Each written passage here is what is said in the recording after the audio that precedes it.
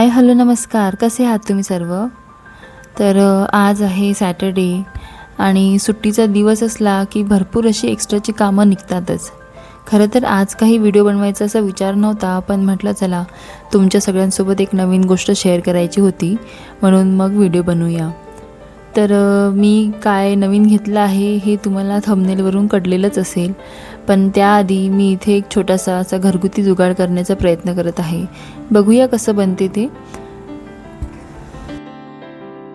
आपण बायकांना काही ना काही असं घरच्या घरी बनवण्याचा छंद असतोच. मी पण तुमच्यामधलीच आहे एक. कारण मला पण लहानपणापासून असं क्राफ्टिंग, पेंटिंग किंवा अशा क्रिएटिव्ह गोष्टींची अशी खूप आवड होती. जसं जसं आपण मोठं होत जातो तसे तसे आपल्या आवडीनिवडी बदलत जातात, पण माझी ही आवड मात्र कधी संपली नाही.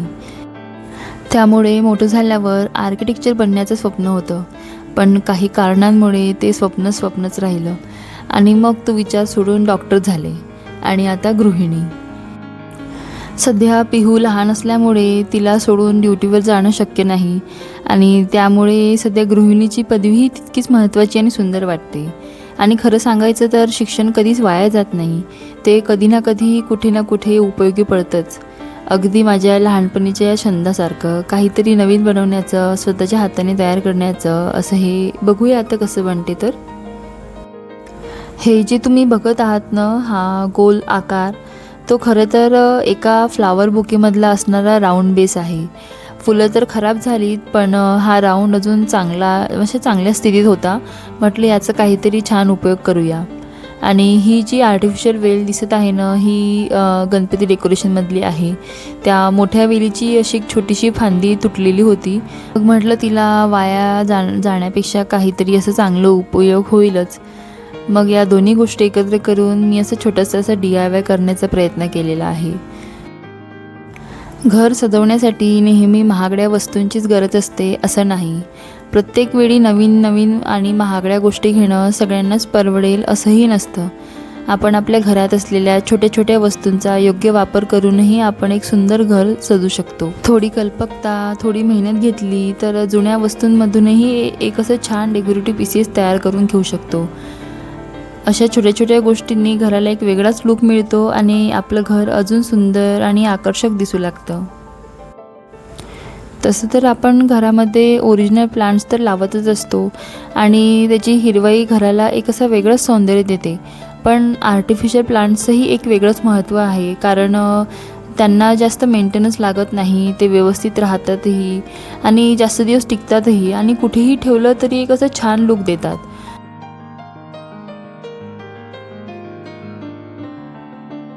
कधीकधी अशी एखादी जागा असते जिथे ओरिजिनल झाड ठेवणं किंवा त्याची काळजी घेणं शक्य होत नाही. अशा वेळी आर्टिफिशियल प्लांट्स खूप उपयोगी पडतात.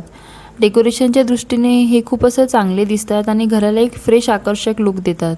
त्यामुळे मला असं वाटते जितके ओरिजिनल प्लांट्स महत्त्वाचे आहे, तितकेच आर्टिफिशियल प्लांट्सही घर सजवण्यासाठी खूप उपयोगी पडू शकतात. तर आज सुट्टीचा दिवस असल्यामुळे सकाळपासूनच अशी छोटी मोठी बरीच एक्स्ट्राची कामं करणं सुरू होतं.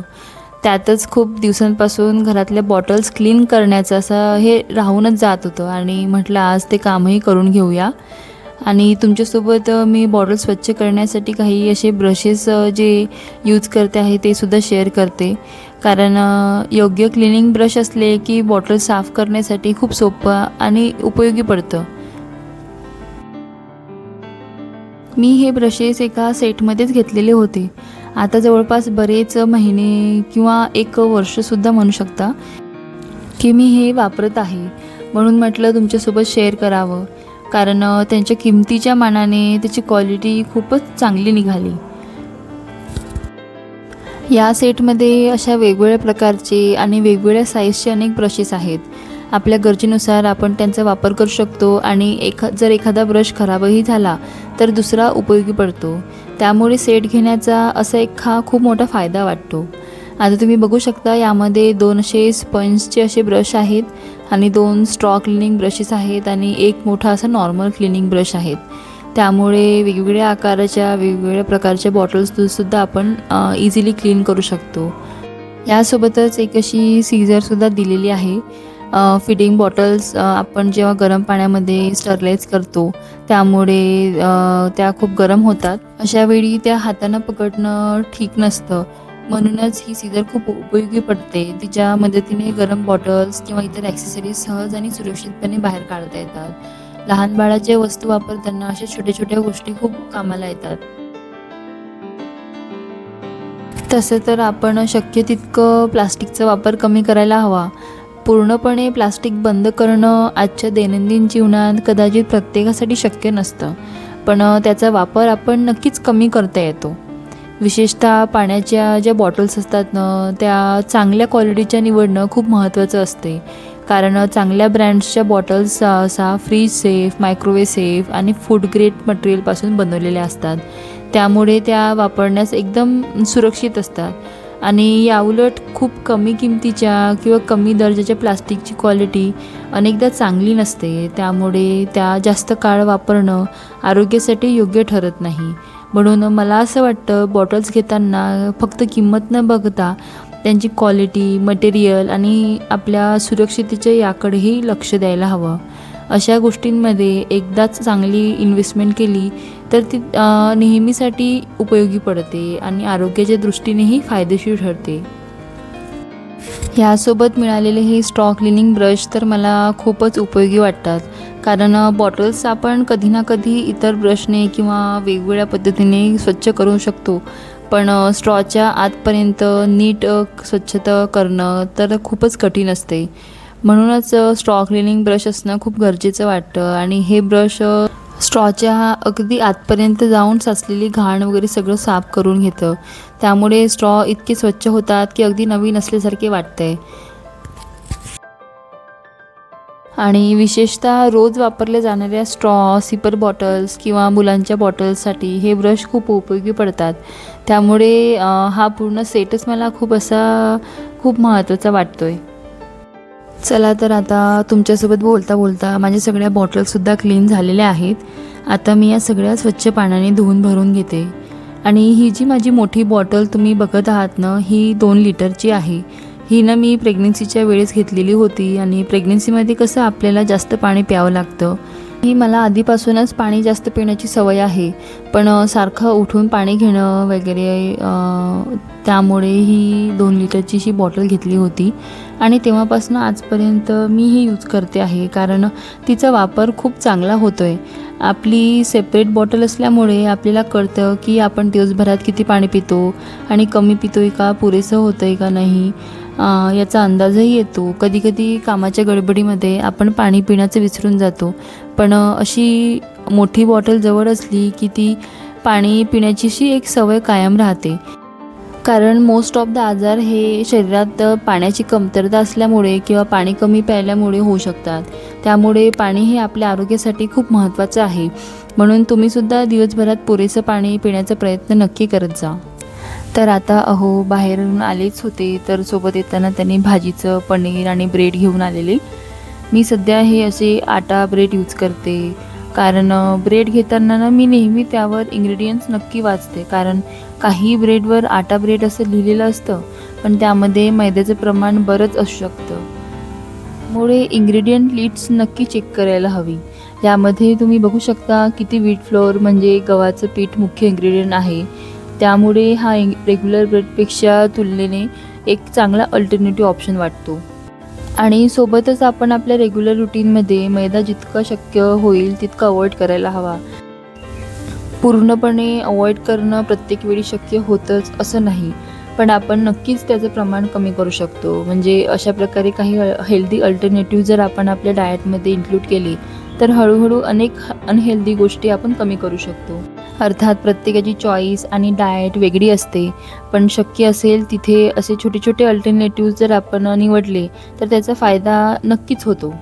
तर चला आता मी पनीर कसं स्टोअर करून ठेवते ते तुम्हाला दाखवते. मी एका डब्यामध्ये पनीर पूर्ण बुडेल इतकं पाणी घेते.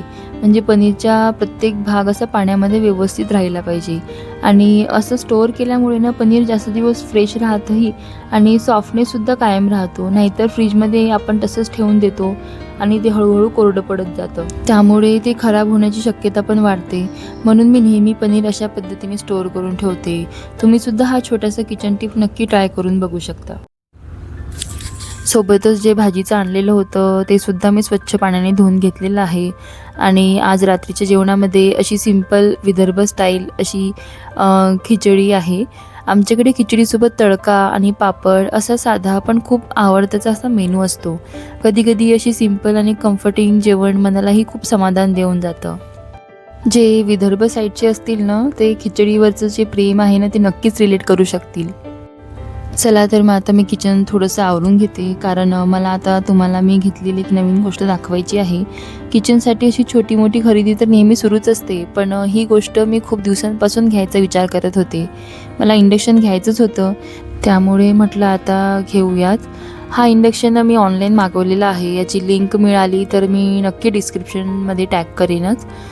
तसं तर माहेरी मम्मीकडे बजाजचं इंडक्शन आहे ना, तर ते मी आधीपासूनच यूज केलेलं आहे.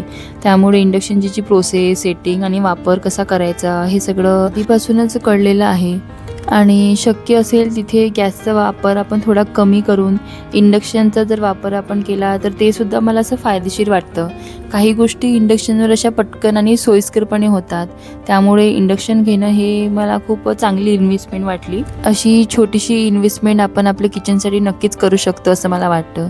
विशेषतः रोजच्या वापरात आणि ट्रॅव्हलिंगच्या वेळेस इंडक्शनचे असं खूप उपयोगी पडतं. मी हा फिलिप्सचा इंडक्शन घेतलेला आहे. आता याचं मॉडेल, फीचर्स आणि मॉडेल नंबर वगैरे सगळं मी शेअर करते. मला आधी थोडी भीतीच वाटत होती की ऑनलाईन मागवत आहे तर प्रोडक्ट कसा येईल, पॅकेजिंग कसं असेल, काही डॅमेज तर होणार नाही ना. पण खरंच सांगते, या कंपनीने पॅकेजिंग खरंच खूप छान केलेली आहे. प्रोडक्ट इतका व्यवस्थित पॅक केलेला होता की कुठेही थोडंसंही डॅमेज झालेलं नाही. आणि मला असं वाटतं, जर एखादी कंपनी पॅकेजिंगवर इतकं लक्ष देते तर त्यांचं कस्टमर एक्सपिरियन्सबद्दलचं जे कमिटमेंट आहे ना, ते सुद्धा दिसून येतं. त्यामुळे अशा ब्रँड्सवर आपण आपोआपच ट्रस्ट बसतो. सोबतच यामध्ये मॅन्युअल कार्ड आणि इन्स्ट्रक्शन गाईडसुद्धा दिलेलं आहे. त्यामुळे इंडक्शन पहिल्यांदाच वापरणाऱ्या व्यक्तीलाही खूप सोपं जातं. त्या मॅन्युअलमध्ये इंडक्शनचा कसा वापर आणि कोणत्या प्रकारचे व्हेसल्स वापरायची, कोणती भांडी इंडक्शन कम्पॅटिबल असतात, कोणते वापरू नयेत, या सविस्तर माहिती दिलेली आहे.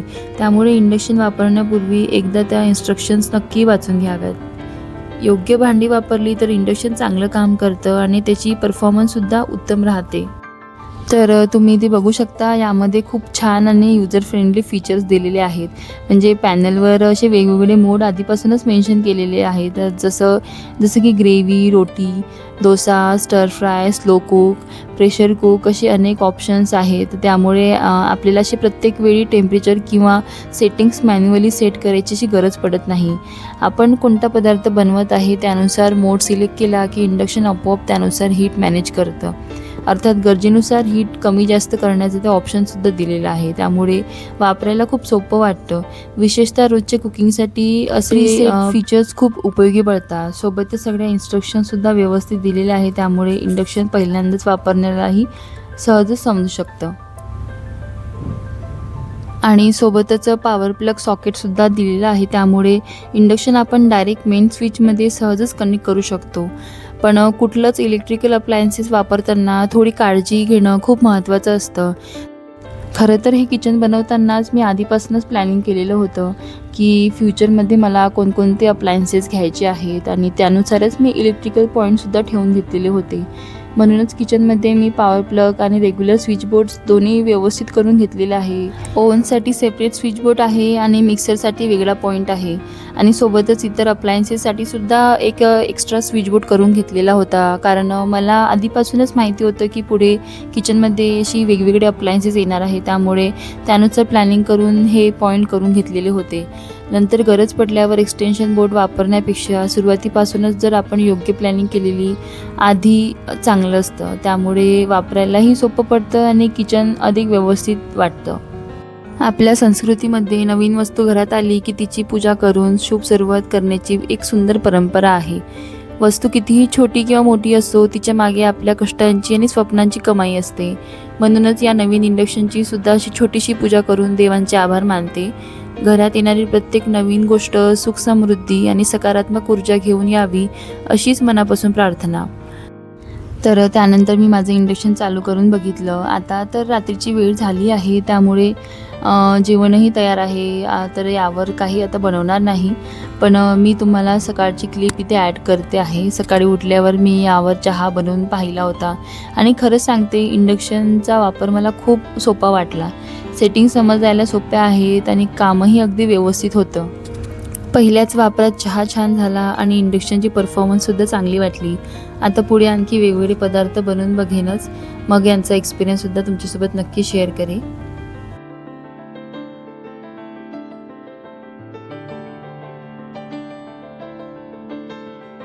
तर माझ्या या छोट्याशा किचनमध्ये मी इंडक्शनसाठी एक छानशी जागा शोधून काढलेली आहे. कॅबिनेटमध्येच मी इंडक्शन ठेवायचं ठरवलेलं आहे. म्हणजे कसं, इंडक्शन पूर्ण थंड झाल्यावर मी ते परत कॅबिनेटमध्ये ठेवणार. म्हणजे त्यासाठी मी असं एक छोटंसं इथे हुक लावून घेतलेलं आहे. हे सेल्फ अधेसिव्ह हुक असतात, जे याला ड्रिलिंगची गरज पडत नाही. आणि हे हुक जर गरज नसेल तर आपण ते काढूनही घेऊ शकतो. त्यामुळे इथे वायर वगैरे व्यवस्थित राहू शकेल आणि साईडला इंडक्शन ठेवण्यासाठी एक अशी छान जागा मिळाली. त्यामुळे गरज पडली की पटकन बाहेर काढायचं आणि वापरायचं. जर आपण इंडक्शन अशी वरती ओट्यावर ठेवलं तर ते असं त्यावर धूळ बसू शकते आणि आपण रोज इंडक्शन वापरत नाही, त्यामुळे ते असंच पडून राहील तर खराब होण्याची शक्यता राहते. म्हणून मला असं वाटतं की प्रत्येक वस्तूची एक ठरलेली जागा असली की घरही व्यवस्थित राहतं आणि वस्तूही चांगल्या स्थितीत राहतात. असं नीटनेटकं ठेवलं की दिसायलाही छान वाटतं आणि जागाही नीटनेटकी राहते. आणि जर गरज पडली की वस्तू लगेच सापडतेही. शेवटी प्रत्येक गोष्ट तिच्या जागेवर असली की काम करणंही खूप सोपं होतं. तर आता खिचडीसुद्धा झालेली आहे आणि बऱ्यापैकी उशीर झालेला आहे, त्यामुळे आता आम्ही पण पटकन जेवण करून घेणार. आणि आजचा माझा हा इव्हनिंग ब्लॉग आणि किचन शॉपिंग अपडेट तुम्हाला कसा वाटला ते कमेंटमध्ये नक्की सांगा. व्हिडिओ आवडला असेल तर लाईक करा, शेअर करा आणि चॅनलवर नवीन असाल तर सबस्क्राईब करायला विसरू नका. पुन्हा भेटूया नवीन अशाच एका व्हिडिओमध्ये. तोपर्यंत काळजी घ्या, आनंदी राहा आणि बाय.